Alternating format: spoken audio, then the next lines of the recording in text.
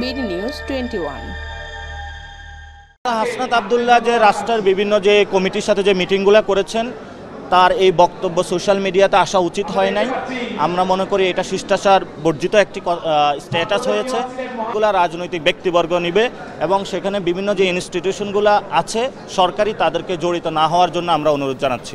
আন্তর্জাতিকভাবে অনেকগুলো সংগঠন বা বিভিন্ন দেশ ওনারা বলতে চাচ্ছেন যে একটি new term refined Awami League যেটা বলা হয়ে থাকে, যারা খুন অথবা গত 15 বছরে গুম খুনের সাথে নির্যাতনের সাথে জড়িত ছিল না তাদেরকে কিভাবে হলো পলিটিক্যালি পুনর্বাসন করা যায়। আমরা সেখানে বলেছি আওয়ামী লীগ দল হিসেবে বাংলাদেশের রাজনীতি করা তাদের অধিকার নাই। যারা খুন গুম করেছিল তাদের বিচার প্রক্রিয়ার পরে যারা সমর্থক বৃন্দ আছে তাদেরকে ঐতিহাসিক দায়ভার তাদেরকে বহন করতে হবে এবং বিশ্ব যারা নেতৃবৃন্দ আছে আমরাও তাদেরকে সেই মেসেজ দিয়েছি এবং রিফর্ম প্রক্রিয়ার মধ্যে দিয়ে সেই প্রসেসগুলো সম্পন্ন হবে।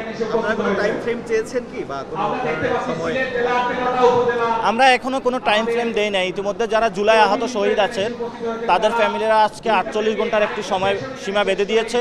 আমরা আশা করি সরকার থেকে 48 ঘন্টার ভিতরে জুলাই আহত শহীদরা যে টাইম ফ্রেমটা দিয়েছেন সেটার সাথে আমরা ঐক্যমত পোষণ করছি এবং ভবিষ্যতে বাংলাদেশের আওয়ামী লীগ এবং তাদের যারা দোষর রয়েছে তাদের বিচার এবং নিষিদ্ধকরণ প্রশ্নে আমরা যে মাঠে নেমেছি এই মাঠে আমরা বিজয়টা নিয়ে ফিরব। তবে আমরা